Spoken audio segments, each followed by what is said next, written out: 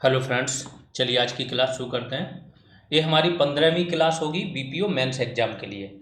इसके पहले 14 क्लासेज आ चुकी हैं 1 बाय 1 करके। ठीक है, जो लोग अभी नए हैं वो जाके प्ले लिस्ट में जाके सारी क्लासेज देख सकते हैं, इसी चैनल पे पड़ी हुई हैं। आज का हमारा टॉपिक क्या है? उत्तर प्रदेश क्षेत्र पंचायत तथा जिला पंचायत अधिनियम 1961। तो ये किसके बारे में पढ़ा ना? क्षेत्र पंचायत एक्ट और जिला पंचायत एक्ट। इसके पहले जो अधिनियम हमने पढ़ा था उसका नाम था उत्तर प्रदेश पंचायती राज अधिनियम 1947, जो मेनली ग्राम पंचायत की बात कर रहा था। ग्राम पंचायत का संगठन, संरचना, कार्य, शक्ति, हर चीज के बारे में उसने बात की थी। ये वाला किसके बारे में बात करेगा? जो आपकी इंटरमीडिएट स्तर की पंचायत है, जिसको बोलते हैं खंड पंचायत या पंचायत समिति, उसके बारे में। और दूसरा किसके बारे में? जिला पंचायत के बारे में।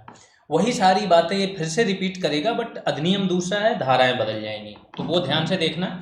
अब बीपीओ के लिए आप पढ़ रहे हो, तो बीपीओ कहाँ?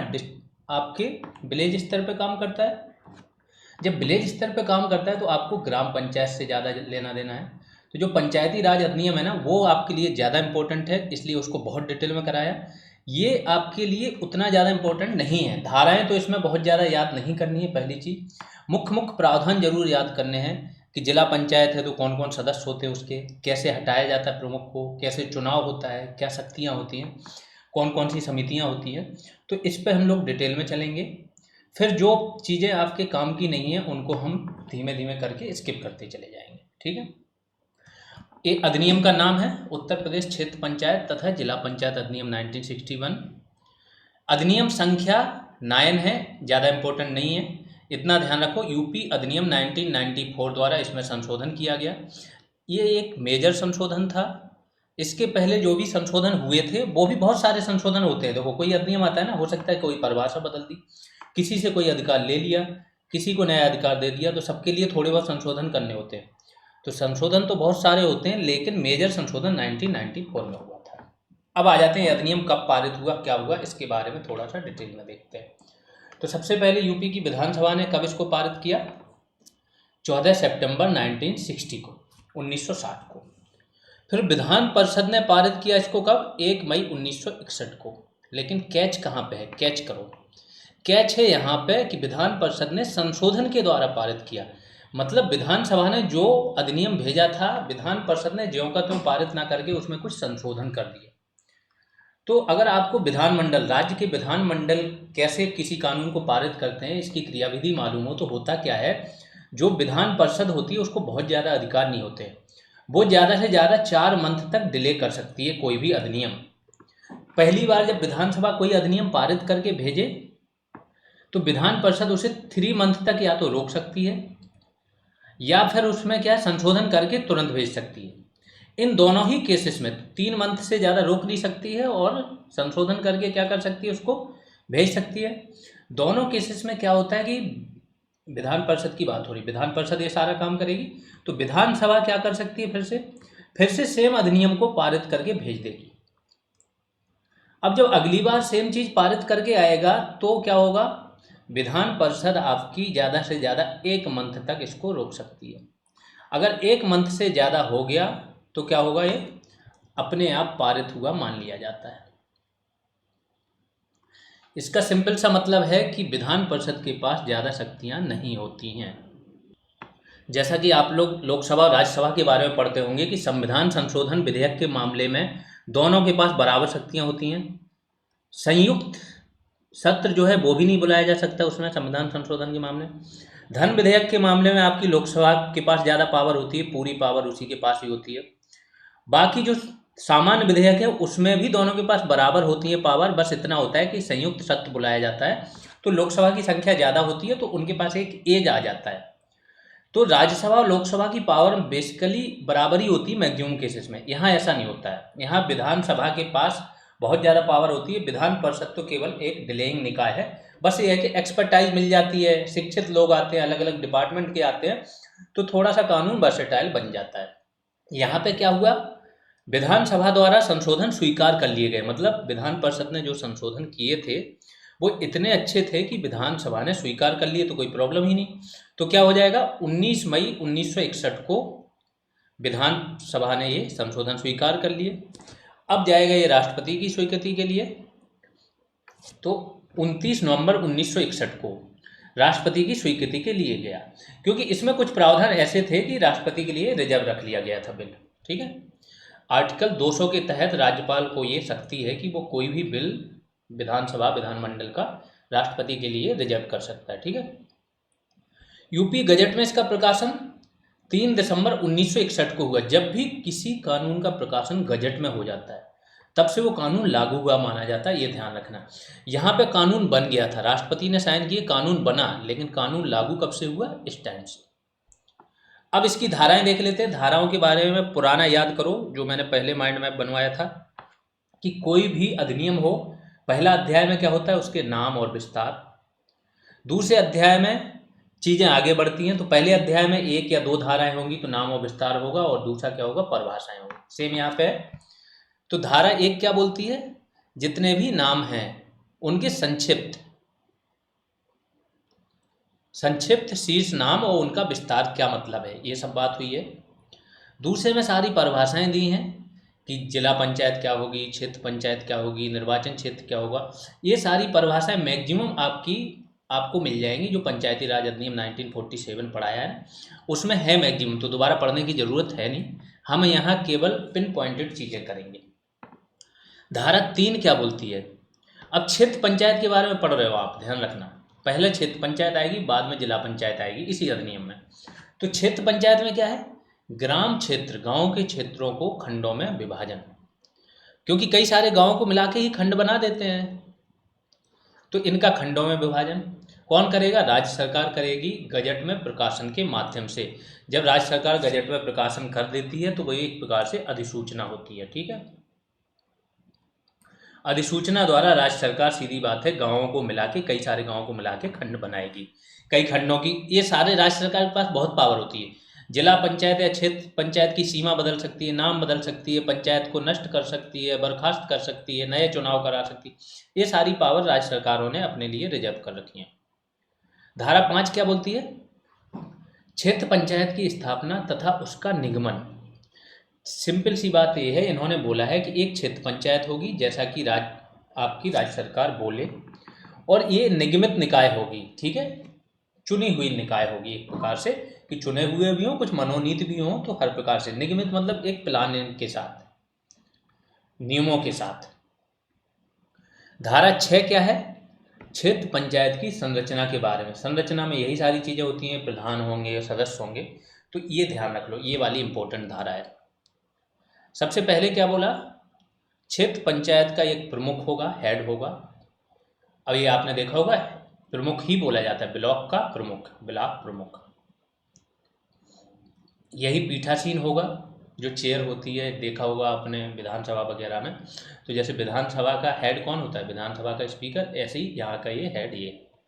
और अन्य सदस्य कौन कौन होंगे? ध्यान से देखो, खंड में ग्राम पंचायतों के सारे प्रधान, जितनी भी खंड के अंदर ग्राम पंचायतें आती हैं उनके समस्त प्रधान क्या होंगे? इसके सदस्य होंगे। बहुत इंपॉर्टेंट है, ध्यान से सुनना। अगला क्या है? निर्वाचित सदस्य। निर्वाचित सदस्य कौन कौन से होंगे? जो पंचायत क्षेत्र के प्रादेशिक निर्वाचन क्षेत्रों से प्रत्यक्ष निर्वाचन द्वारा चुने जाएंगे। आपने देखा होगा बीडीसी पद के लिए चुनाव होता है, पंचायत के अंदर ही जब प्रधान का चुनाव हो रहा था उसी समय पे बीडीसी पद के लिए भी चुनाव होता है। तो अलग अलग गांवों को खंड पंचायत के लिए भी अलग अलग क्षेत्रों में बांट दिया जाता है। वहां से डायरेक्ट जो चुने हुए सदस्य होते हैं ना, वो चुनते हैं आपके खंड पंचायत के लिए। ठीक है, उसी की बात हो रही।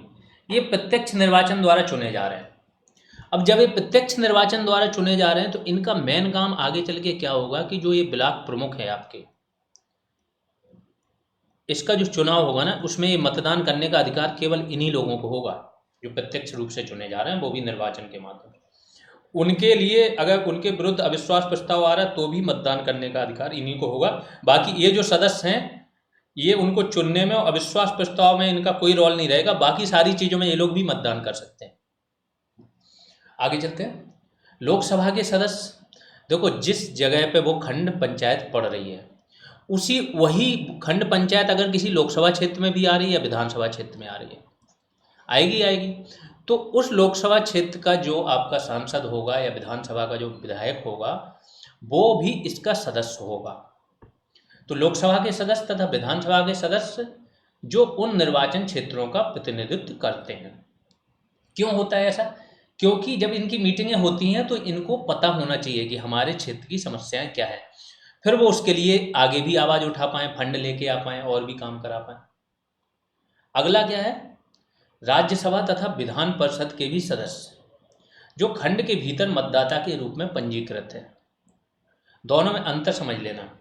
पहली चीज़ तो लोकसभा के वो सदस्य हैं, वो चाहे वहाँ के मतदाता हों चाहे नहीं। जैसे मोदी जी हैं तो कहाँ से हैं वो?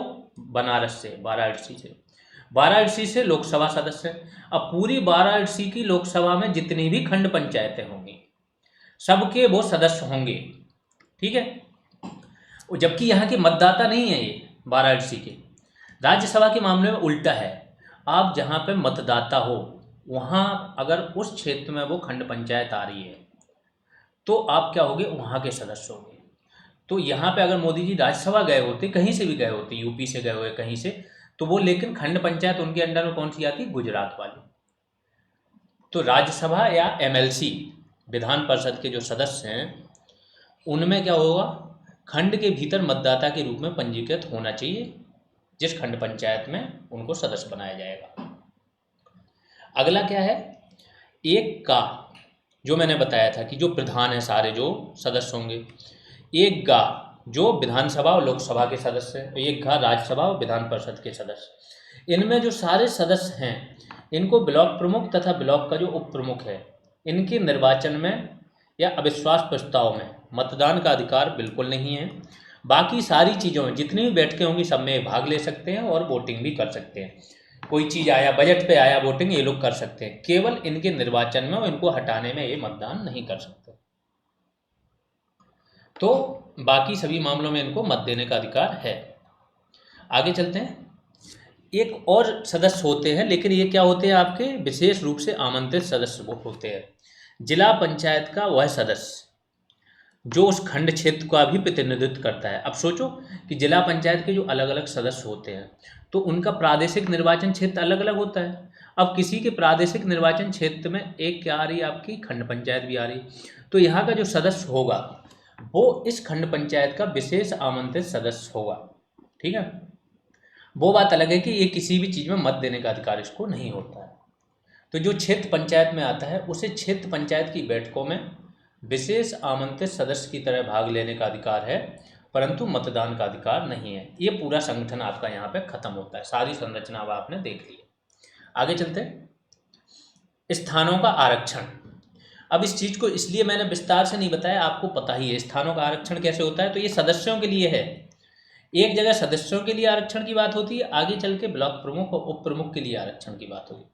तो इसमें क्या है? आपका एससी और एसटी जो आबादी है उनकी जो जनसंख्या का अनुपात है उस आधार पर आरक्षण मिलेगा। ओबीसी को भी जनसंख्या के अनुपात पर आरक्षण मिलेगा, लेकिन 27% से ज़्यादा नहीं होना चाहिए। महिलाओं को एक तो जो सामान्य महिलाएं तो टोटल भी 33% होना चाहिए। एससी एसटी के लिए जो सीटें हैं इनके अंदर भी महिलाओं की 33% होनी चाहिए। ये टोटल आरक्षण हर जगह जितना भी पंचायती राज सिस्टम है यूपी में सब जगह लागू है। तो कंफ्यूज मत होना, केवल हमने आरक्षण लिख दिया, यहाँ से समझ जाना कौन से आरक्षण की बात हो रही। धारा 6 का बोल रही है। धारा 7 देख लेते हैं। क्षेत्र पंचायत का जो प्रमुख है और उप प्रमुख है, ठीक है, ब्लॉक प्रमुख जिसे बोलते हैं और ब्लॉक उप प्रमुख, क्षेत्र पंचायत के निर्वाचित सदस्यों द्वारा अपने में से ही चुना जाएगा। दैट मीन्स जो निर्वाचित सदस्य, ध्यान रखना, बीडीसी प्रत्याशी जो चुन के आए हैं, ठीक है, वो अपने में से ही किसी को एक प्रमुख चुनेंगे और दूसरे को उप प्रमुख चुनेंगे। अब ये है 7 का किससे रिलेटेड है? प्रमुखों के पदों हेतु आरक्षण। जो आपका ब्लॉक प्रमुख होगा और ब्लॉक का उप प्रमुख होगा इनके पद भी आरक्षित होते हैं। वो भी उसी आधार पर होंगे, संख्या वगैरह जो मैंने पहले बताया। धारा 8 देख लेते हैं। धारा 8 क्या बोलती है? क्षेत्र पंचायत और उसके सदस्यों का कार्यकाल प्रथम बैठक से 5 वर्ष तक होगा। ध्यान रखो, प्रथम बैठक जब आपने शपथ ले ली तो प्रथम बैठक आपकी 30 दिनों के अंदर बुलानी है, ये भी है।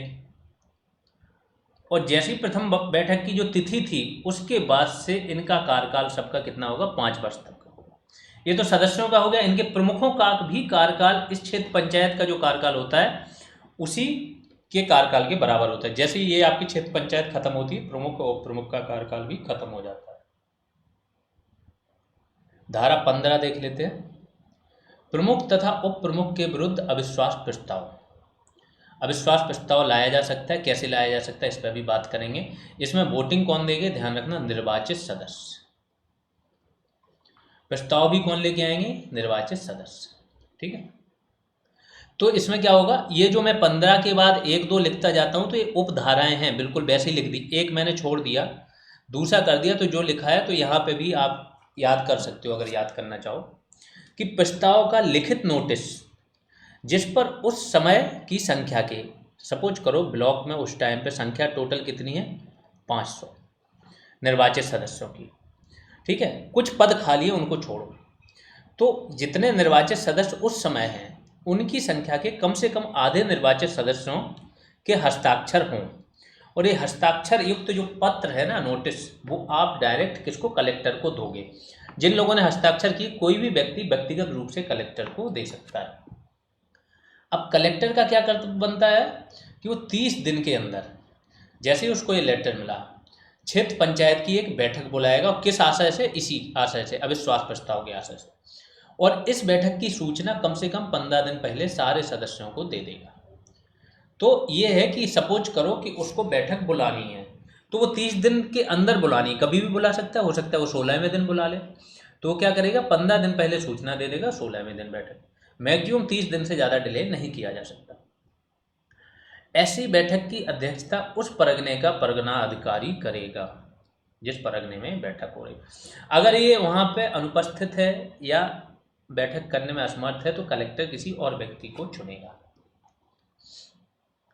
अब प्रस्ताव कैसे पास होता है, यदि प्रस्ताव तत्कालीन सदस्यों की कुल संख्या, उस टाइम पे जो कुल संख्या है तत्कालीन सदस्यों, इसके आधे से अधिक वोटों से पास हो गया। ठीक है, आधे से अधिक वोटों से अगर ये पास हो गया तो ये मान लिया जाता है कि प्रमुख और उप प्रमुख उस टाइम से अपने पद पर नहीं रहेंगे। धारा 16 देख लेते हैं।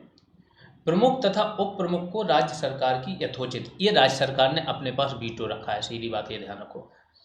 राज्य सरकार डायरेक्ट हटा सकती है इसको, अगर कोई सूचना मिली या कुछ उनके लगा कि भ्रष्टाचार हो रहा है और भी चीज़ों में वो लिप्त है। ठीक है, तो राज्य सरकार क्या करेगी, उनकी एक जांच कराएगी, उनको मौका देगी कि अपनी सफाई दो, ये वो, इसके बाद उनको हटा सकती है। तो यथोचित जांच के उपरांत हटा सकती है तथा ऐसा आदेश ही अंतिम होगा। इसको किसी भी न्यायालय में चुनौती नहीं दी जा सकती, ध्यान रखना, इसको आप न्यायालय में चुनौती नहीं दे सकते। जिला पंचायत के बारे में बात कर लेते हैं। सेम अधिनियम है, कंफ्यूज मत होना, केवल अलग से मेंशन कर दिया जिला पंचायत की बात हो रही। ये 2 से कोई लेना देना नहीं है, ना ये अध्याय है ना कुछ है। धाराएं देखो ध्यान से। धारा 17, जिला पंचायत की स्थापना तथा उसका निगमन। सेम जैसे आपका अभी क्षेत्र पंचायत की स्थापना के बारे में बात हुई थी, वैसे ही जिला पंचायत की स्थापना के बारे में बात होगी। उसका निगमन की यही एक निगमित निकाय होगी, किस किस से क्या होगा। ठीक है, वो सारी चीज़ें कर दी हैं। धारा 18 में इसकी संरचना के बारे में बात होगी।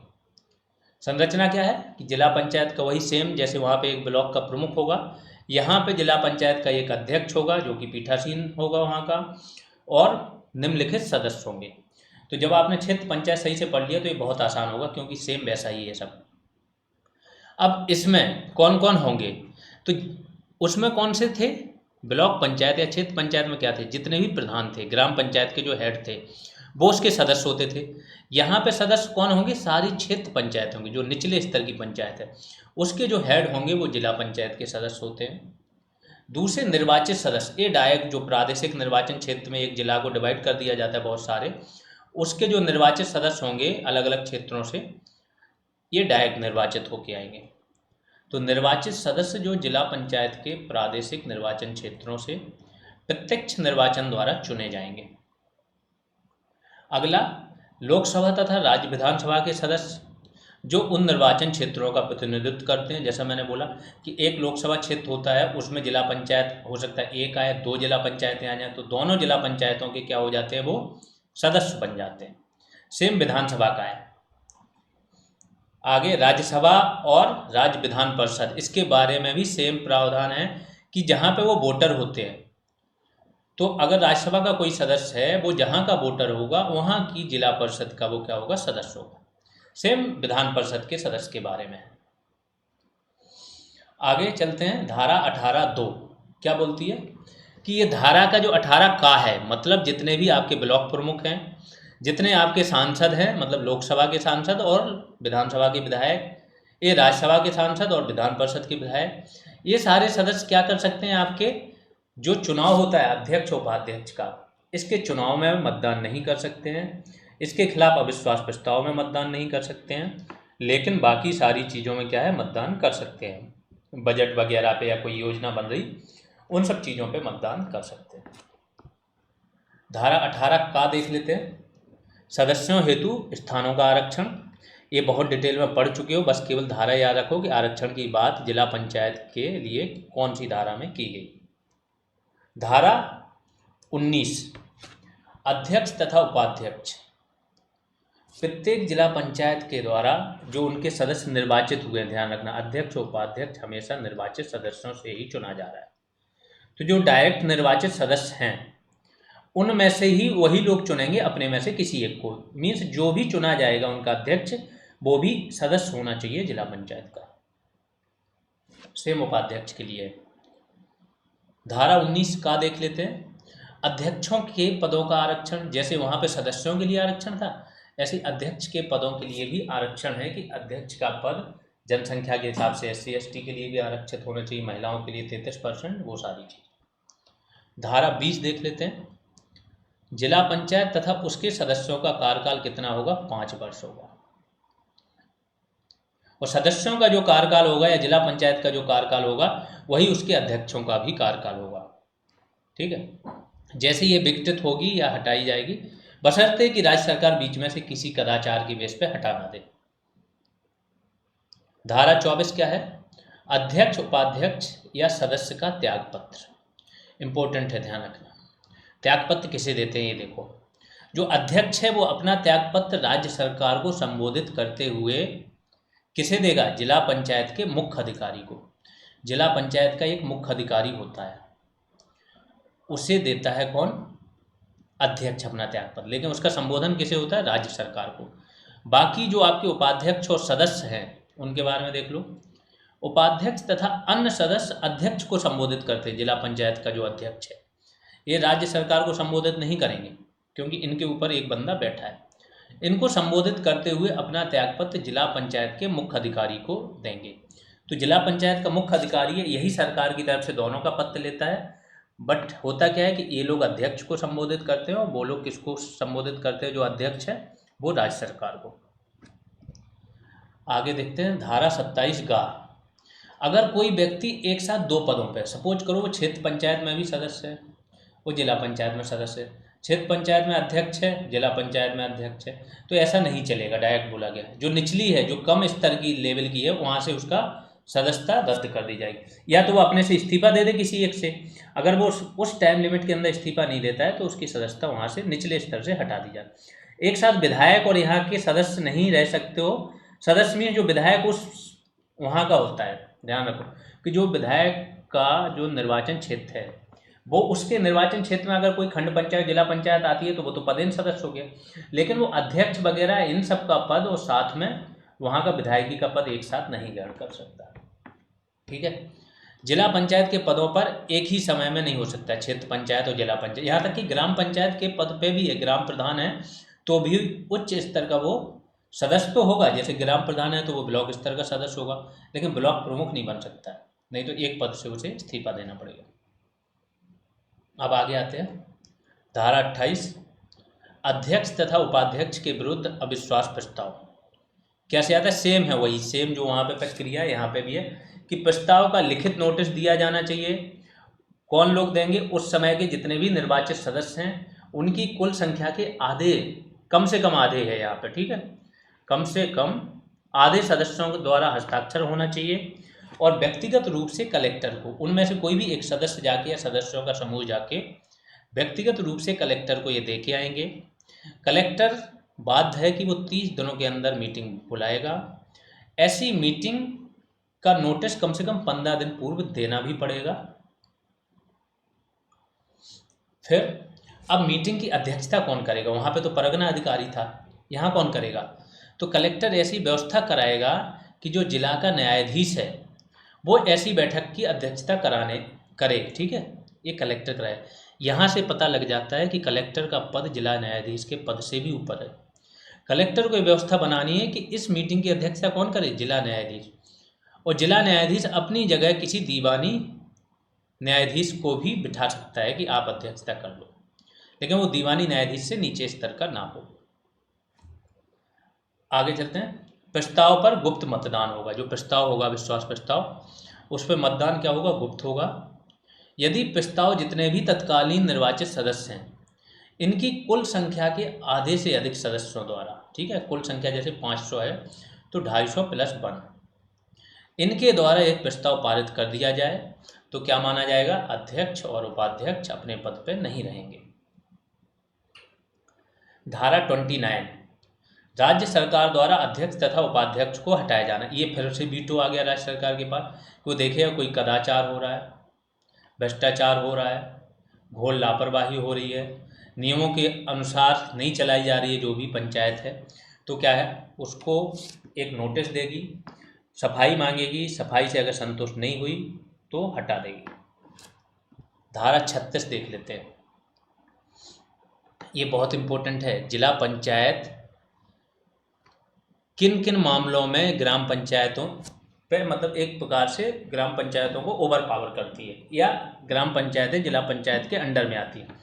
तो ग्राम पंचायत द्वारा बनाई गई उपविधियाँ, क्योंकि विधि तो किसने बना दी, ग्राम पंचायत को विधि बनाने का अधिकार तो है नहीं, विधि बनाने का अधिकार तो किसको है, राज्य का विधानमंडल। तो उपविधियाँ बनाती हैं, तो उपविधियाँ तथा उनके कर संबंधी प्रस्ताव, जो भी वो टैक्स लगाती है, शुल्क वसूल करती है, तो इससे संबंधित कोई भी प्रस्ताव हो, इनको स्वीकार करने का जिला पंचायत का अधिकार है। तो जिला पंचायत ही स्वीकृति देती है, तभी ये जो प्रस्ताव हैं वो बदलते हैं कानून या नियम में। धारा 39 देख लेते हैं, जिला पंचायत के अधिकारी तथा सेवक। तो जिला पंचायत के अधिकारी सेवक की बहुत बड़ी लिस्ट है, आप लोग को पहले भी प्रोवाइड कराई है, वही सब थी। जो आपका स्वास्थ्य अधिकारी होता है, CMO होता है, चीफ मेडिकल ऑफिसर, मेन होता है यहाँ पे क्या, मुख्य अधिकारी, यही हेड करता है। फिर इसके अंडर में सारे आ जाते हैं आपके अधिकारी, चाहे आपका CMO हो, चाहे पशु चिकित्सा अधिकारी हो, चाहे DPRO हो, जो भी हो, तो वो सारे इसके अंडर में आ जाएंगे। सिंचाई अधिकारी है। आगे चलते हैं, धारा 48, क्षेत्र पंचायत के अधिकारी तथा सेवकों के बारे में बात करते हैं। तो यहाँ का मेन अधिकारी कौन होता है, BDO, ब्लॉक डेवलपमेंट ऑफिसर। बाकी सारे अधिकारी इसके अंडर में ही काम करेंगे जितने भी हैं। यहाँ पे भी क्या होता है कि इसके जो मुख्य अधिकारी के अंडर में जो प्रशासनिक वो है ना, नियंत्रण, इसके अंतर्गत ही काम करते हैं सारे अधिकारी। सेम यहाँ पे सेवक वो लोग हो जाते हैं जैसे राज्य की सेवा में कोई व्यक्ति है, लेकिन राज्य ने फिर उसको सौंप दिया किसको, जिला पंचायत को या क्षेत्र पंचायत को, कि अब ये हमारी प्रतिनियुक्ति पे नहीं आया, ये आपका ही वो है, तो वो फिर सेवक बन जाता है। धारा 51(1) देख लेते हैं, जिला पंचायत के अधिकारियों तथा सेवकों पर नियंत्रण कौन रखता है। तो जो जिला पंचायत का अध्यक्ष है वो ऐसे नियंत्रण तो नहीं रखता है, ऐसे तो पता है कि जो अध्यक्ष वगैरह ये पंचायत वगैरह के होते हैं ना, इनको कोई सुनता नहीं है, अपने अधिकारियों की सुनता है। लेकिन जो पंचायत का अध्यक्ष है, इसे एक पावर दी गई है कि ये क्या कर सकता है कि ये वार्षिक जो समीक्षा होती है ना, जो भी अधिकारी इसके अंडर में काम कर रहा है, तो जैसे आपका जिला पंचायत है तो मुख्य अधिकारी के बारे में ये अपनी एक रिपोर्ट भेजेगा कि इसका कार्य कैसा रहा है, परफॉर्मेंस कैसा रहा है, आचरण कैसा रहा है, और उच्च अधिकारी को भेजेगा। उच्च अधिकारी इसी सिफारिश को उसके कर्तव्य व्यवहार वाली जो एक सालाना बनती है ना, उसमें अंकित करेगा और उसी आधार पर निर्णय भी लेता है। बाध्य नहीं होता है, बट कभी कभार ले लिए जाते हैं। तो आचरण तथा कार्य के बारे में अपनी समीक्षा राज्य सरकार को भेजेगा। 51(1) है ये। 51(2) क्या है, जिला पंचायत में जितने भी कर्मचारी और अधिकारी हैं नियोजित, समस्त अधिकारियों और सेवकों पर मुख्य अधिकारी जो होता है जिला पंचायत का, इसका प्रशासकीय नियंत्रण रहता है। तो इसके ऊपर एक बंदा बैठा है जो जिला पंचायत का अध्यक्ष है, वो उसके पास इतनी है कि वो इनके साथ मिलके काम करता है, और ज़्यादा से ज़्यादा अगर काम नहीं बन रही है तो ऊपर वो शिकायत कर सकता है। लेकिन ये जो है जिला पंचायत का अधिकारी, मुख्य अधिकारी, बाकी सारे जितने भी राज्य सरकार के अधिकारी हैं सब इसके अंडर में आएंगे।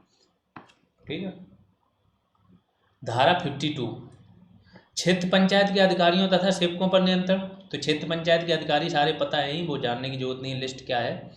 बस इसका मेन अधिकारी कौन होता है? ब्लॉक प्रमुख का खंड विकास अधिकारी। जो खंड विकास अधिकारी होता है ना, वो मुख्य अधिकारी होता है ब्लॉक लेवल पे, और इस पे सामान्य नियंत्रण होता है ब्लॉक प्रमुख का।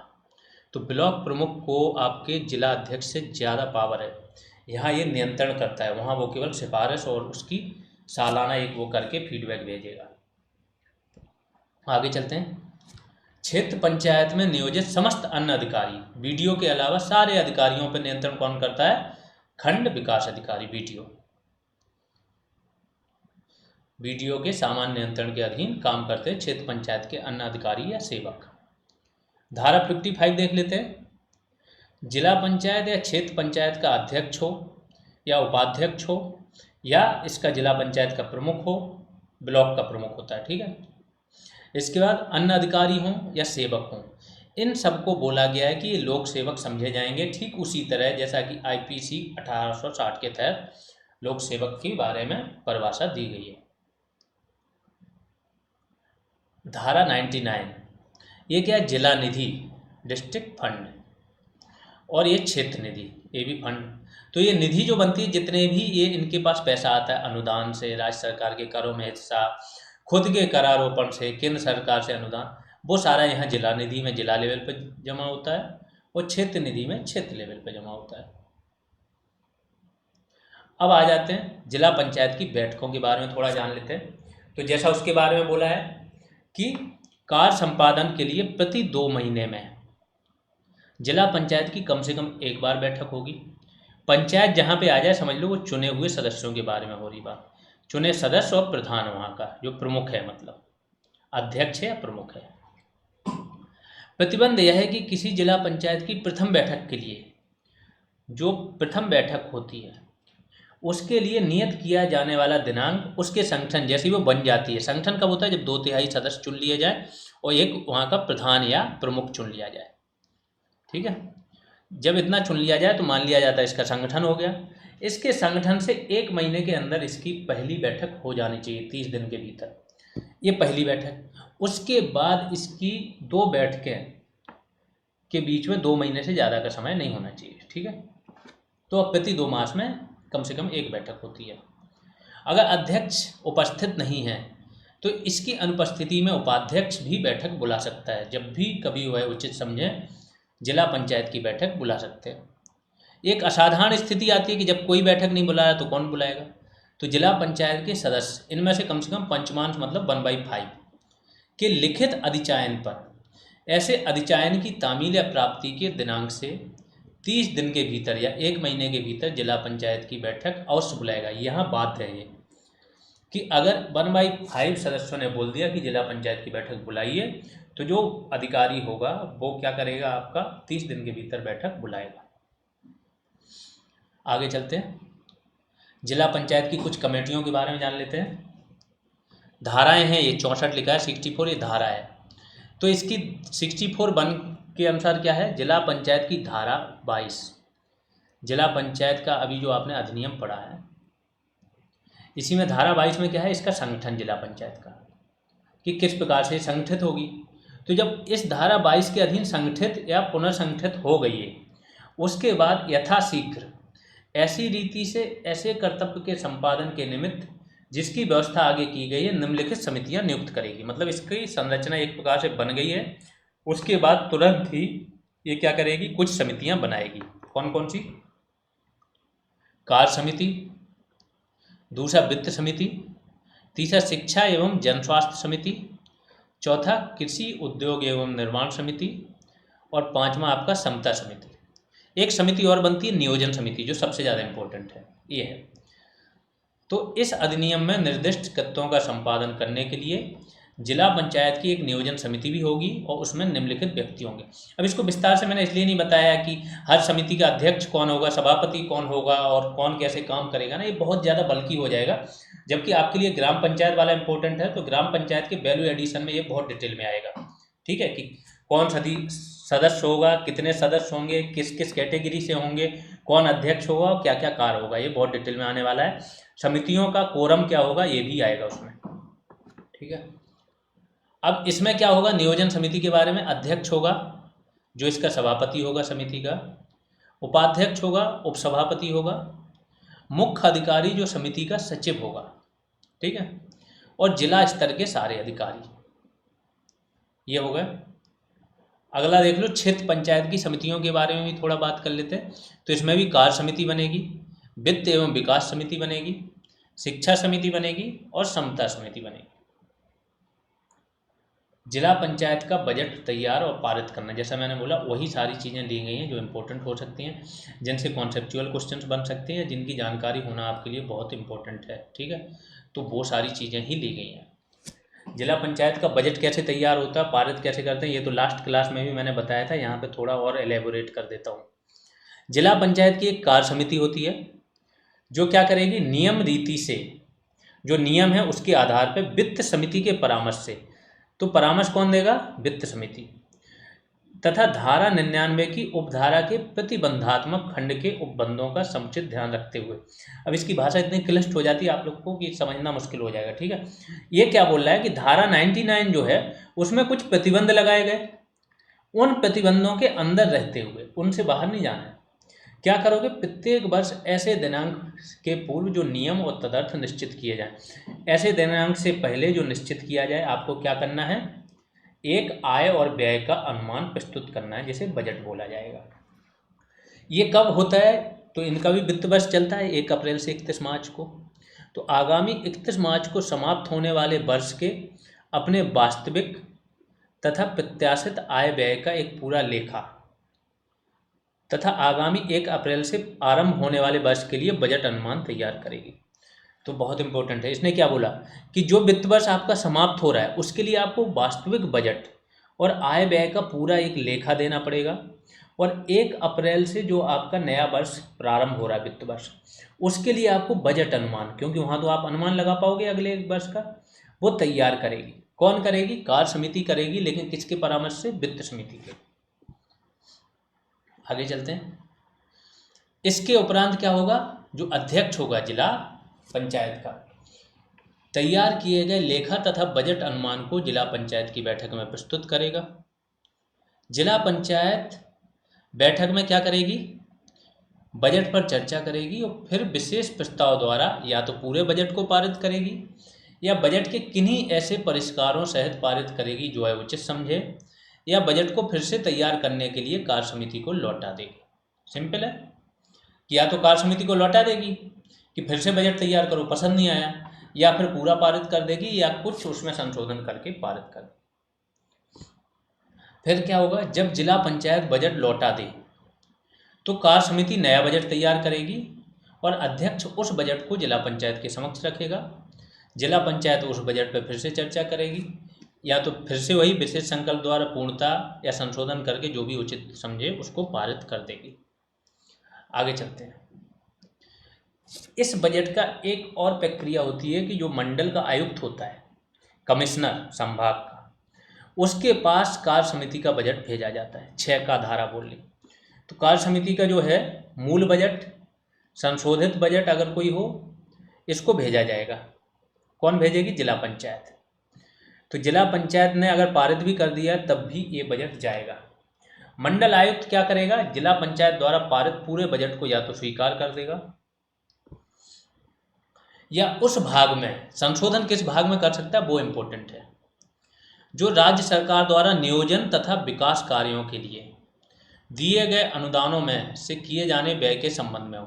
तो किस भाग में संशोधन करेगा कि राज्य सरकार ने जो अनुदान दिए किस चीज़ के लिए, नियोजन तथा विकास कार्यों के लिए, इनके व्यय के संबंध में हो।